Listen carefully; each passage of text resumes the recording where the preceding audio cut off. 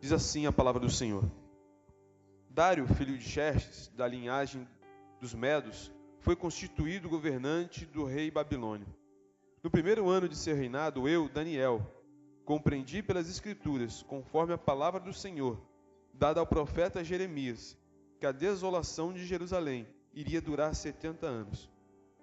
Por isso me voltei para o Senhor Deus, com orações e súplicas, em jejum, em pano de saco e coberto de cinzas. Versículo 4.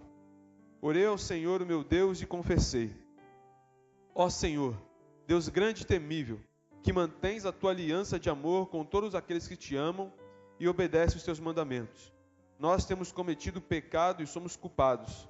Temos sido ímpios e rebeldes, e nos afastamos dos teus mandamentos e das tuas leis. Não demos ouvir aos teus servos, os profetas, que falaram em teu nome aos nossos reis, aos nossos líderes e aos nossos antepassados e a todo o povo. Senhor, tu és justo, e hoje estamos envergonhados. Sim, nós, o povo de Judá, de Jerusalém e todo Israel, tantos que estão perto como os que estão distantes, em todas as terras pelas quais nos espalhaste, por causa da nossa infidelidade para contigo. Ó Senhor, nós e nossos reis, nossos líderes e nossos antepassados, nós estamos envergonhados por termos pecado contra ti. Ó Senhor nosso Deus, o Senhor nosso Deus é misericordioso e perdoador, apesar de termos sido rebeldes. Não te demos ouvidos, Senhor nosso Deus, nem obedecemos às leis que nos deste por meio dos teus servos, os profetas. Todo Israel transgrediu a tua lei e se desviou, recusando-se a te ouvir. Por isso, as maldições e as pragas na lei de Moisés, servo de Deus, têm sido derramadas sobre nós, porque pecamos contra ti. Cumpriste a palavra proferida contra nós e contra os nossos governantes, trazendo-nos grande desgraça. Debaixo de todo o céu jamais se fez algo como o que foi feito a Jerusalém. Conforme está escrito na lei de Moisés, toda essa desgraça nos atingiu. E assim, e ainda assim, não temos buscado o favor do Senhor, o nosso Deus, afastando-nos de nossas maldades e obedecendo a tua verdade. O Senhor não hesitou em trazer desgraça sobre nós, pois o Senhor, o nosso Deus, é justo em tudo que faz. Ainda assim, nós não te demos e não temos te dado atenção. Ó Senhor, nosso Deus, que tiraste o teu povo do Egito como mão poderosa e que fizeste para ti um nome que permanece até hoje, nós temos cometido pecado e somos culpados.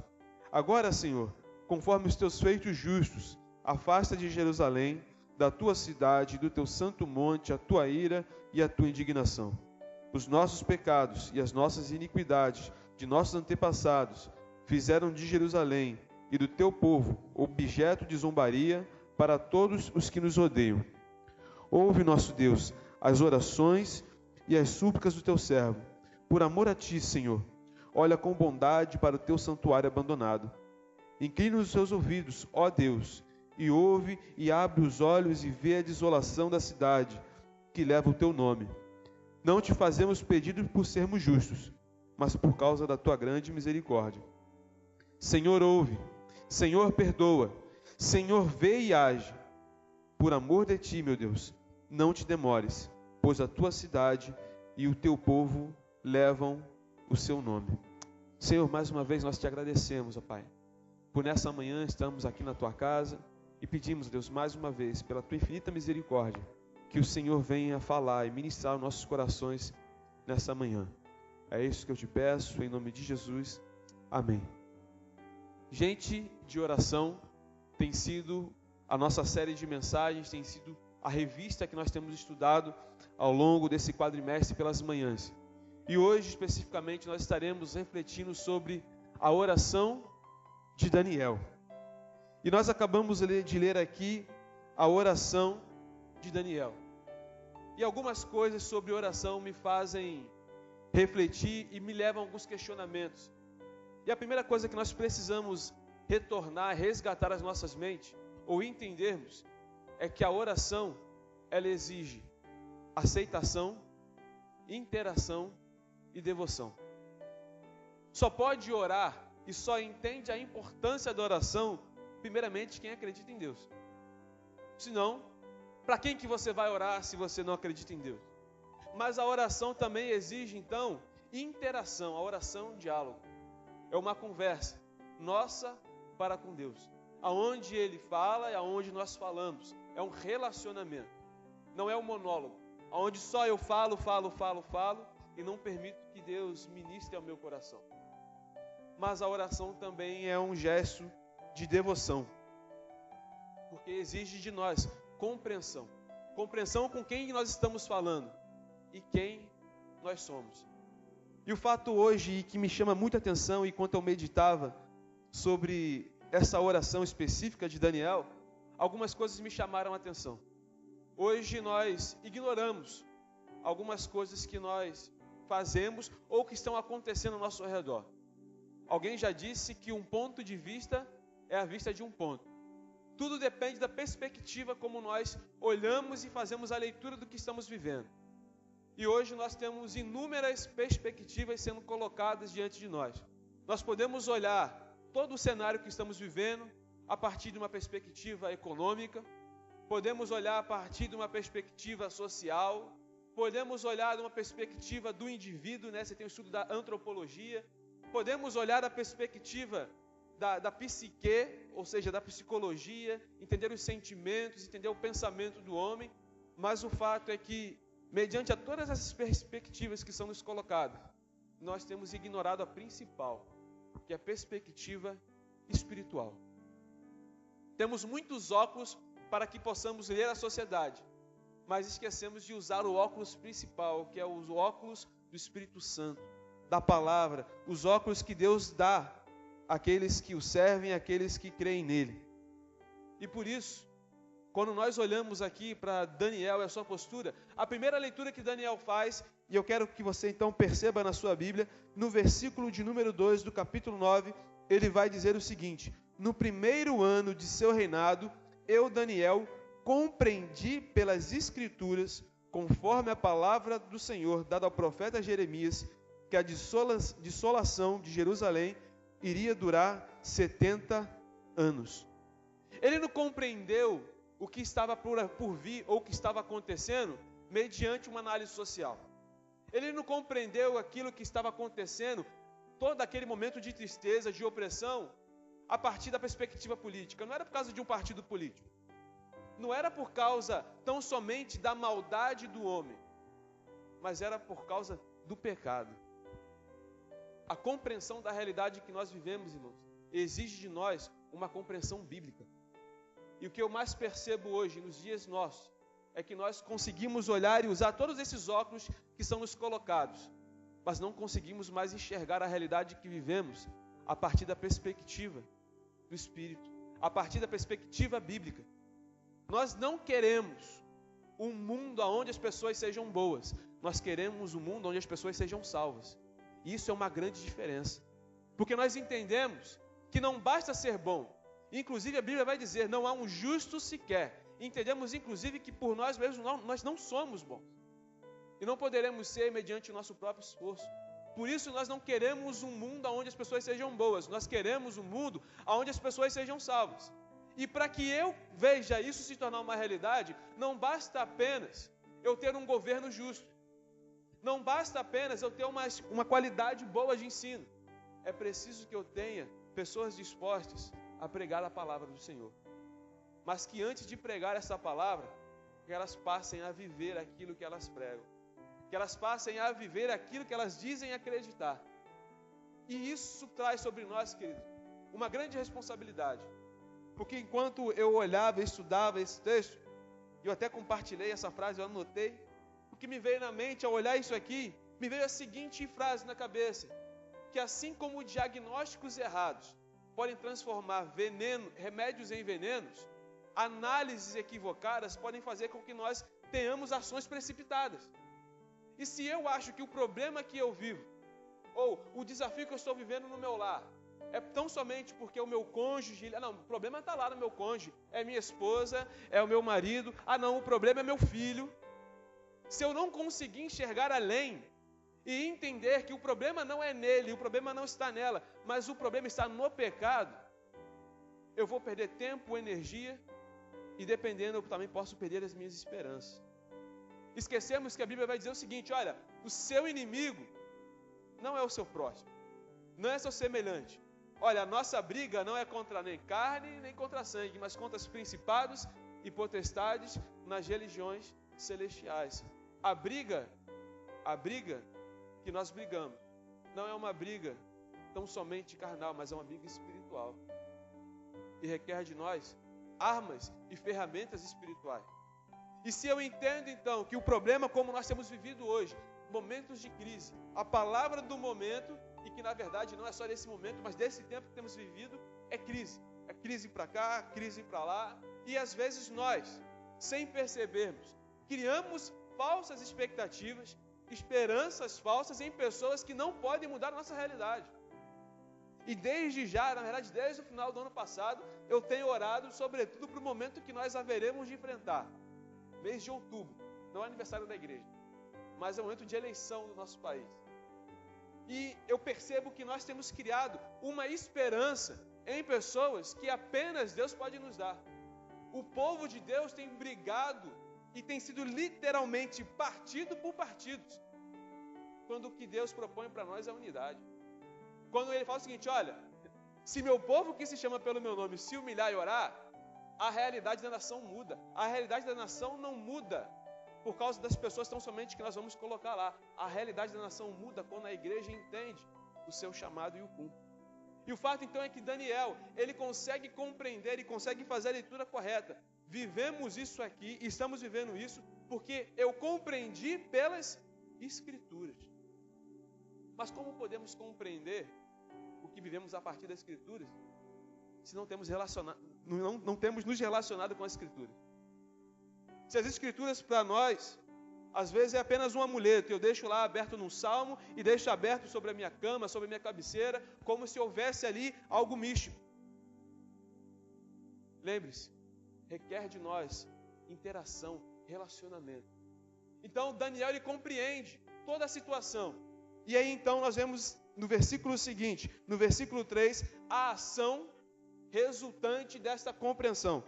Por isso me voltei para o Senhor com orações e súplicas, em jejum e em pano de saco e coberto de cinzas. Daniel só pode tomar a atitude correta porque ele identificou o problema da forma correta. Ele identificou pelas Escrituras que o problema era espiritual. E o que ele faz então?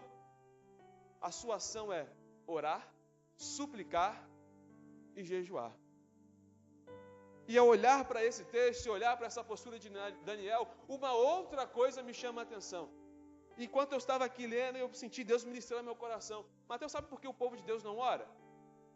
Porque o povo de Deus não lê a Bíblia. Porque a oração é uma resposta àquilo que Deus nos fala mediante a sua revelação. Primeiro Daniel compreendeu pelas Escrituras, depois ele foi orar. A oração é a resposta. Oração, queridos, às vezes nós acabamos entendendo errado, porque de fato fazemos aquilo que é certo. Iniciamos o nosso momento sempre com uma oração. Mas acontece que a oração, ela sempre é a segunda coisa.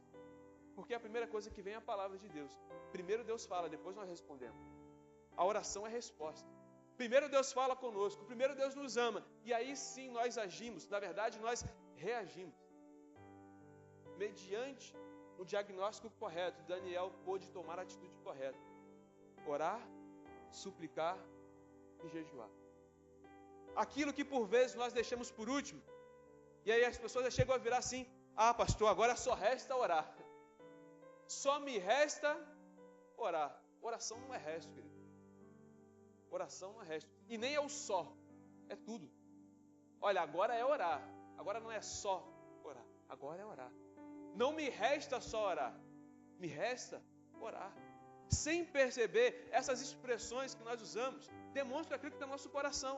Demonstram talvez a nossa falta de entendimento de alguns conceitos que deveriam ser tão primordiais e tão básicos para nós, mas que nós ignoramos. Enquanto a igreja do Senhor entender que só resta orar, ainda estaremos muito longe de ver uma nação sendo transformada. Porque a transformação que nós queremos que ocorra em nossa nação, ela precisa começar em nós. Daniel queria que as coisas fossem diferentes naquele contexto de opressão, de desobediência, mas ele começou por ele. compreendi pelas Escrituras. Agora eu oro, agora eu suplico, agora eu jejuo. Mas não para por aí. Versículo 4 vai nos dizer o seguinte: orei ao Senhor meu Deus e confessei. Orei ao Senhor meu Deus e confessei. E aqui mais um princípio me chama a atenção e me salta aos olhos aqui, essa pequena palavra no final. E confessei. A palavra aqui está na primeira pessoa do singular. Eu confessei. E entenda uma coisa, querido. Nós não podemos confessar pelos outros. Não existe confissão coletiva. Eu não posso confessar uma coisa que é sua. A confissão é algo pessoal, é algo individual, assim como a salvação. O que Daniel está nos ensinando aqui é o seguinte: olha, eu entendi o problema, agora eu tomei a atitude de orar, de suplicar e de jejuar, mas eu entendi também que o problema do qual eu estou vivendo, eu também faço parte dele. Eu não estou à parte do problema. Eu não sou aquela pessoa que está distante. Eu não sou o santarrão da história, não, eu entendi. Eu faço parte do problema. E é por isso também que eu preciso fazer parte da solução. E é por isso então que Daniel fala: eu confessei, ó Senhor, Deus grande e temível, que mantém a tua aliança de amor com todos aqueles que te amam e obedecem os teus mandamentos. Nós temos cometido pecados e somos culpados. Daniel aqui, irmãos, ele não vem com aquela conversa: ah, pastor, mas eu fiz isso por quê? Ah, mas Deus, você sabe que eu fiz isso por quê? Nós sempre temos um porquê, nós sempre temos um mais perante Deus. E Daniel aqui, irmãos, ele não vem com essa conversinha fiada. E me perdoe essa expressão. Ele vem aqui de forma sincera. Ele vem aqui de forma submissa. Senhor, eu entendi, eu compreendo. Olha, nós temos pecado. Ele também não fala o seguinte: olha, nós pecamos. Nós temos pecado. Uma ação que continua. Não é algo que ele fez, mas é algo que ele fez que continua fazendo. Nós temos pecado. E olha, eu também sei que nós somos culpados. Ele já sabe a ação e ele já sabe inclusive a sua posição, o veredito, culpado. Mas observe que apesar de tudo, em toda a oração de Daniel, algumas expressões se repetem, que é expressões do tipo: ó Senhor Deus, o nosso Deus. E ele começa a falar: tu és grande e temível, misericordioso. Há aqui inúmeros versículos aqui, irmãos. São versículos que se você colocar lado a lado, eles são paralelos. Daniel aqui exalta por diversas vezes a misericórdia do Senhor, a justiça do Senhor. O que Daniel está nos mostrando aqui é que quando ele se aproxima de Deus, ele sabe qual é o caráter de Deus. E é por isso que ele recorre para Deus. Mesmo ciente de que ele é culpado, ele recorre para Deus porque ele também sabe que o caráter de Deus é um caráter de um Deus misericordioso. Um Deus grande e temível, que mantém a sua aliança de amor com todos aqueles que te amam e obedecem aos teus mandamentos. Daniel aqui ele recorre à aliança de Deus. Ele está falando o seguinte: Senhor, nesse relacionamento entre o Senhor e o seu povo, nós sabemos que nós somos infiéis. Os adúlteros da história somos nós. Mas nós sabemos que o Senhor é um Deus que não muda. E que se o Senhor estabeleceu uma aliança, o Senhor há de cumprir, apesar da nossa infidelidade. Porque mesmo quando nós somos infiéis, o Senhor permanece fiel. E olha, eu sei que tudo isso é pelo teu amor. E sei ainda que as coisas seriam diferentes se nós te amássemos e te obedecêssemos. E aqui, então, mais um princípio para nós. Não existe amor sem obediência, irmão. Que ama, obedece. E não obedece porque tem medo, obedece porque ama. Porque também não adianta obedecer por medo. Deus não quer cultivar conosco um relacionamento pautado no medo. Eu não venho a Deus por medo do inferno. Eu vou a Deus por gratidão. O céu não é uma opção oposta ao inferno. O céu é a melhor opção. E às vezes nós lidamos com algumas coisas sem entendermos. E assim como nós não conseguimos entender e compreender céu e inferno, não conseguimos compreender às vezes até mesmo a briga e a batalha que há entre as forças de Deus, a força de Deus, a força do bem e as forças do maligno. E achamos às vezes que se dá uma briga de igual para igual. Achamos que é um octógono, é um MMA, onde está ali Deus de um lado, Satanás do outro, e vai ser a briga do século. Não, queridos, a Bíblia é o seguinte: Deus, Ele já ganhou essa batalha. Não é uma briga de forças iguais, é uma briga de uma força que não pode ser comparada com uma força já derrotada. E às vezes nós damos um poder a Satanás que ele não tem. Ou às vezes, como eu recebi no WhatsApp essa semana, achei interessante, resolvi não mandar, porque eu pensei até em compartilhar com a igreja, falei, não, mas isso aqui deixa guardado, no momento oportuno eu compartilho. Mas eu achei muito interessante que a pessoa mandou para mim o que a Bíblia diz, o que nós fazemos e na verdade qual é o resultado. E ela está falando ali, olha, não li a Bíblia porque não tive tempo. Aí depois a pessoa fala, não, mas eu não li porque o diabo estava me atrapalhando. Aí depois a pessoa botou assim, não, na verdade você não fez porque você não queria. E o resumo ali da historinha que eu recebi é o seguinte: quantas vezes nós transferimos para o outro uma culpa, que como nós vemos aqui Daniel fazendo, é nossa. Quem que é o culpado de tudo? Nós. Nós somos o culpado. O problema é que nós não enxergamos em nós a culpa. Por que nós não enxergamos em nós a culpa? Porque nós temos dificuldade de aceitar quem de fato nós somos. Nós temos dificuldade de reconhecer que não somos tão bons como gostaríamos de ser. Não somos toda essa santidade que às vezes esbanjamos quando estamos aqui na coletividade. Não somos isso. E o problema disso é muito simples. A autonegação, queridos, impede, e entenda isso, não impede porque Deus não pode, não impede porque Deus estabeleceu isso pela sua palavra. Impede o agir de Deus na nossa vida. João, em suas cartas, vai escrever na sua primeira carta, olha só, se nós abrirmos a nossa boca e confessarmos os nossos pecados, olha, então Deus vai agir. E nos arrependermos, Deus agirá. É preciso que nós venhamos aceitar a nossa realidade. Mas é preciso também que nós venhamos a compreender qual é a nossa realidade. O porquê passamos o que passamos. O problema não é comportamento. O problema não é só um pensamento. O problema não é só uma postura. O problema é mais profundo. É o pecado.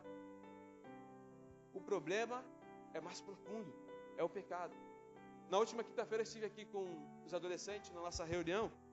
E aí o tema da nossa conversa foi sobre vida fake. Fake é uma palavra americana que significa falso. E nós começamos a meditar ali em João 15, quando Jesus vai dizer, quando João vai dizer ali, inspirado e conduzido pelo Espírito Santo, sobre a videira, sobre os frutos, aquele que dá o fruto bom, aquele que dá o fruto ruim, aquele que não dá o fruto. E nós achamos, sem perceber, que o problema está no fruto. O problema está o fruto ser ruim. O fruto ruim, queridos, demonstra para nós uma raiz que está fraca, uma raiz que está no lugar errado. Não é só mudar o fruto, não é só limpar o fruto por fora, é mexer na raiz. Porque para o fruto nascer leva tempo. E às vezes nós estamos arraigados em coisas que não agradam a Deus. O povo aqui estava arraigado na desobediência, no pecado.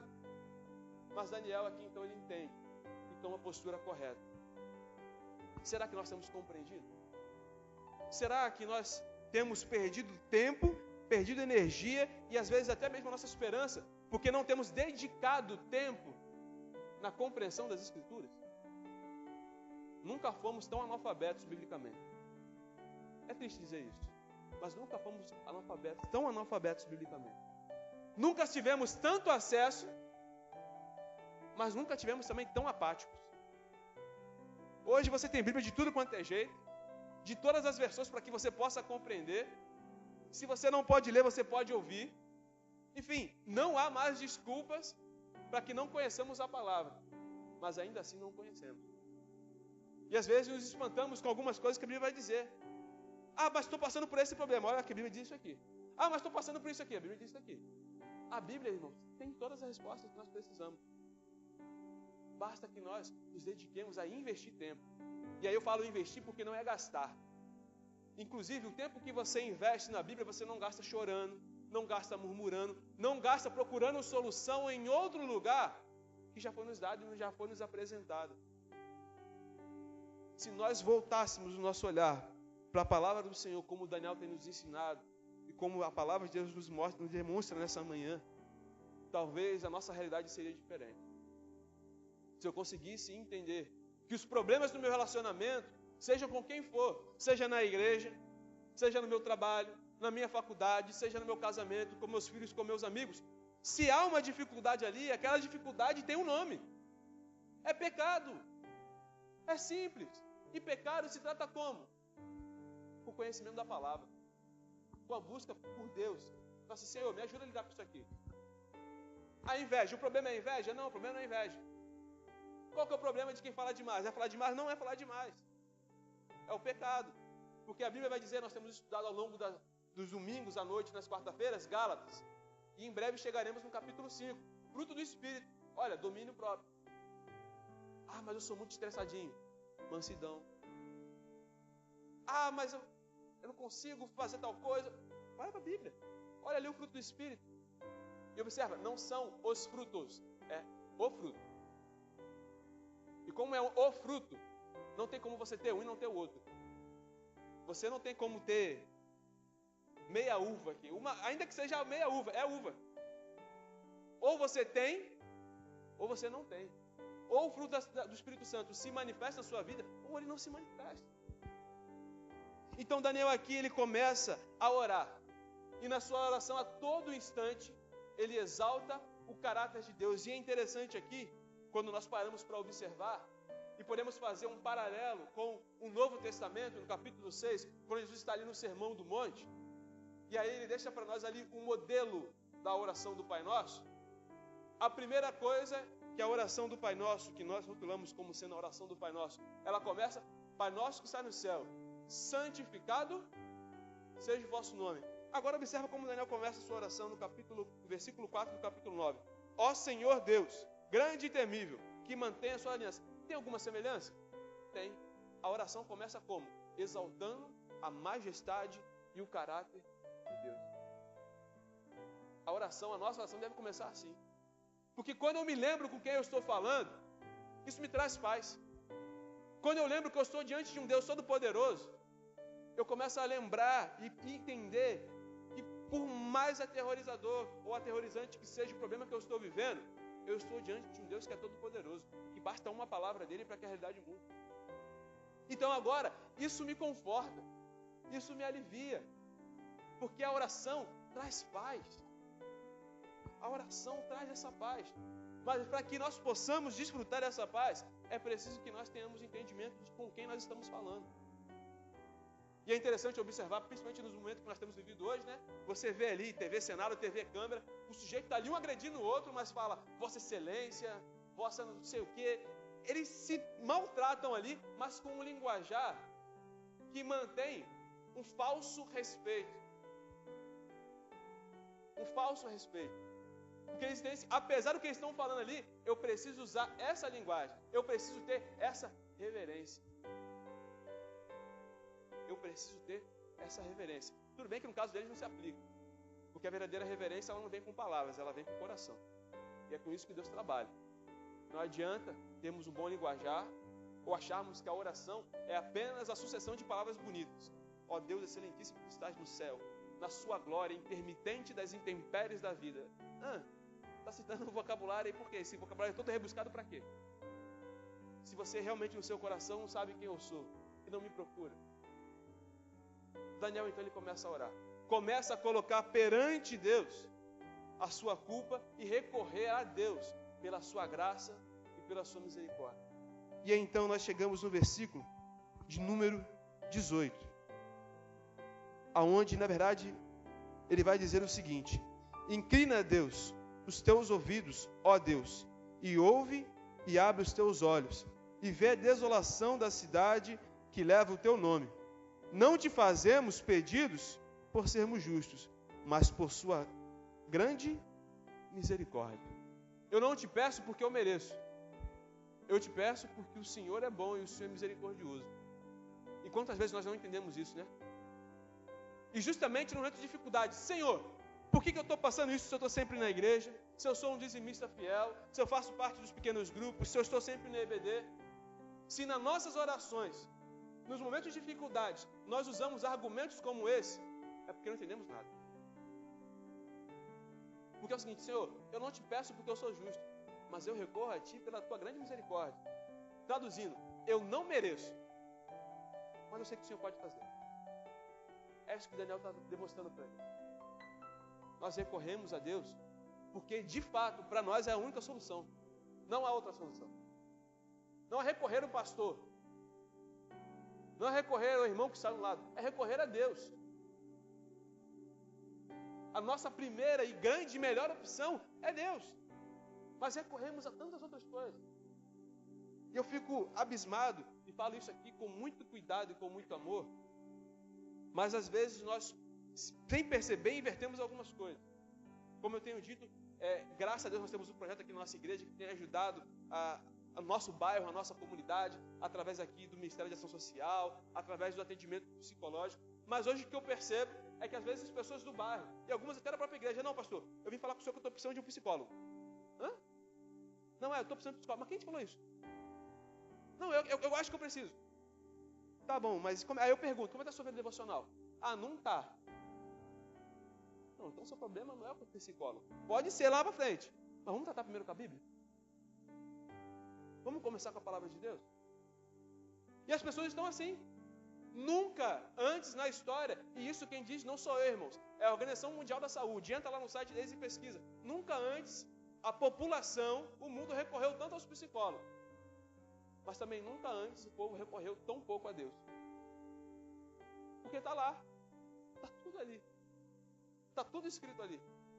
E é interessante que essa semana eu tive uma experiência, e eu já comentei com os irmãos, já havia falado isso em outro momento, que há uma pessoa com a qual eu tenho discipulado, e eu lembro que eu comentei com os irmãos que é um homem que tem enfrentado o problema da homossexualidade, apesar de já ter para mais de 20 anos de casado. E aí, sem ele saber, eu comecei a discipulá-lo. Não abri a Bíblia para ele, mas comecei a discipulá-lo. E até então, os irmãos lembram que eu havia falado e comentado aqui que esse homem havia deixado a sua casa juntamente com seus 3 filhos. E ele havia deixado a sua casa. E aí passou o tempo, e aí nessa semana nós tivemos uma experiência para glorificar e exaltar o nome de Deus, onde ele chegou, e aí ligou para mim, falou comigo com a Jaque, vamos nos encontrar, quero conversar com vocês. E esse homem retornou para sua casa. Retornou para sua esposa. E ele mandou uma mensagem que eu achei interessantíssima. Ele falou assim, olha, nunca antes ninguém, porque só depois que ele foi descobrir que eu era pastor, porque eu não fiz questão de falar para ele. Eu falei assim, mas nunca antes ninguém falou para mim da palavra de Deus como você falou. Eu quero aprender mais sobre isso. Irmãos, aquilo me emocionou. E ele inclusive falou o seguinte, não, eu estava lá na psicóloga e eu falei para ela, não, que eu recebi uma mensagem aqui do meu amigo. E ele, olha o que ele escreveu para mim aqui. E aí ele disse que a psicóloga pediu para ele, não, lê para mim toda a mensagem que ele te escreveu. Aí ele disse que ele leu tudo que eu havia compartilhado com ele, estava tudo na Bíblia, não eram palavras minhas, só não falei o versículo. Mas eu falei assim, está aqui, é a Bíblia. Ela falou assim, realmente, ele está certo. Ela falou assim, ela falou que você está certo. Eu falei, não sou eu que estou certo. Deixa eu te mostrar quem é que está certo. Não deposita sua esperança em mim, deposita sua esperança na palavra de Deus. A palavra de Deus, irmãos, continua restaurando. A palavra de Deus continua mudando a vida de pessoas. E eu vejo isso nas pessoas lá fora, mas me entristece que às vezes eu não consigo ver isso aqui dentro. Pessoas lá fora, eu quero aprender mais essa palavra. Enquanto aqui nós falamos, preparamos, e parece que nós estamos surdos. Ouvimos, mas não praticamos. Ouvimos, mas não assimilamos o que temos ouvido. E continuamos a sofrer. E à medida que nós sofremos, eu como pastor também sofro. Ao ver, às vezes, não chega a ser uma ovelha rebelde, mas chega a ser ignorante, não fato, que não fala aqui de forma pejorativa, não é ignorância de ser alguém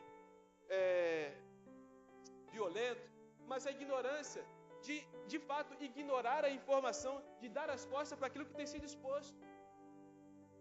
E antes dessa palavra aí para os irmãos, ela vem para mim. A primeira pessoa a ser confrontada pela palavra que é falada aqui a cada momento, sou eu. A postura de Daniel aqui foi muito simples. Orar, entender pelas Escrituras. Falei isso aqui, repito que vi uma frase que o pastor colocou que achei interessantíssima, acerca da oração, onde ele fala o seguinte, olha, a primeira coisa que os discípulos na sua caminhada com Cristo pediram para aprender foi o quê? Ensina-nos a orar. Não foi assim, nos ensina como ter uma igreja cheia, nos ensina como pregar, nos ensina como falar, nos ensina a orar. Nós queremos aprender tantas outras coisas, como evangelizar, como fazer isso, como fazer aquilo, mas ainda não aprendemos como orar. aprendemos como orar. Daniel, então, no versículo de número 19, ele diz algo para nós que é de muita esperança, apesar de sermos o que somos, pecadores, às vezes desobedientes, em alguns momentos até rebeldes. Ele diz o seguinte: Senhor, ouve, Senhor, perdoa, Senhor, vê e age.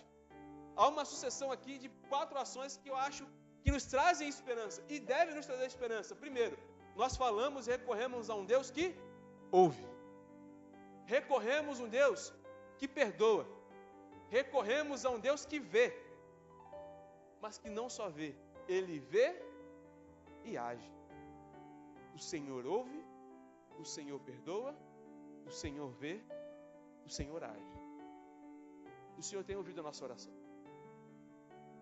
A questão é se nós temos pedido perdão. Mas pastor, Ele não vai me perdoar se ele souber, como se Ele já não soubesse o que eu fiz. Ele perdoa. Mas eu fiz algo que ninguém pode saber, ninguém pode ver, mas Deus vê. E Ele age. E a ação a qual Daniel está se referindo aqui não é uma ação de trazer condenação, não é uma ação de trazer agora extermínio sobre o povo, mas é uma ação de trazer restauração, de trazer renovo. É isso que Deus está trazendo sobre nós, querido. Podemos recorrer nesta manhã ao Senhor que ouve, perdoa, vê e age. E Ele continua: por amor de Ti, meu Deus, não te demores, pois a Tua cidade e o Teu povo levam o Teu nome. Aquilo que leva nome de algo revela muito sobre seu Criador. Um carro leva ali não apenas um nome, mas também a marca do fabricante. Renault aqui, você sabe ali que esse carro foi criado, foi planejado por tal empresa, por tal companhia. Se nós levamos e dizemos levar o nome do Senhor, então vivamos como quem foi criado, mas não apenas criado, mas feitos filhos de Deus por adoção, mediante o sacrifício de Jesus Cristo na cruz do Calvário. E é sobre isso, inclusive, que nós falaremos nessa noite, na nossa série de mensagens sobre Gálatas, sobre sermos filhos de Deus. E desde já eu te convido a estar também conosco, logo mais à noite. Mas que nesta manhã nós possamos entender, através da vida de Daniel, do exemplo de Daniel, que nós precisamos analisar as coisas que nos ocorrem a partir da perspectiva bíblica, compreendendo as Escrituras, para que possamos tomar a ação correta. E geralmente a ação correta se dá na oração, súplica e jejum. A oração correta, ou a ação correta, é aquela que nos coloca de joelhos perante Deus. E quem está diante, e alguém já disse isso, é um jargão, mas eu acho muito verdadeiro. Quem se coloca de joelhos diante de Deus não precisa se colocar de joelhos diante dos problemas. E às vezes nós invertemos isso, porque não temos nos prostrado diante de Deus. Vamos orar? Senhor, muito obrigado, Deus, pela Tua palavra exposta a cada um de nós nessa manhã. Nós, ó Deus, assim, Deus, a exemplo de Daniel, nessa manhã nós assumimos também a nossa responsabilidade. Temos entendido, Deus, que temos pecado contra Ti. Compreendemos pelas Sagradas Escrituras, pela Tua palavra, pela Tua revelação para nós, Deus, que nós temos pecado e que somos culpados, Deus. Somos culpados, às vezes, Deus, da situação que vivemos, Deus, enquanto indivíduos. Somos culpados, Deus, da situação que vivemos, às vezes, no nosso lar, no nosso trabalho e até mesmo aqui, Deus, na Tua igreja. Nós somos culpados. Mas recorremos a Ti, que é um Deus grande e temível, Deus misericordioso. Um Deus que mantém a Sua aliança, porque é um Deus de amor, é um Deus que não muda e que é fiel, mesmo quando nós somos infiéis. Pai, nos perdoa, nos ajuda a não apenas dizer que Te ama, mas demonstrar, Deus, através da obediência. Obediência, Pai, sincera. Obediência, Deus, que vem de um coração que de fato compreende, Deus, o Teu amor. Amor, Deus, que de fato também é incompreensível. Porque, Deus, esse amor, Deus, vai muito mais além daquilo que nós podemos imaginar. Porque o Senhor nos amou e nos ama de tal maneira, de maneira que não há como descrever, mas que há, Deus, sim, como sentir.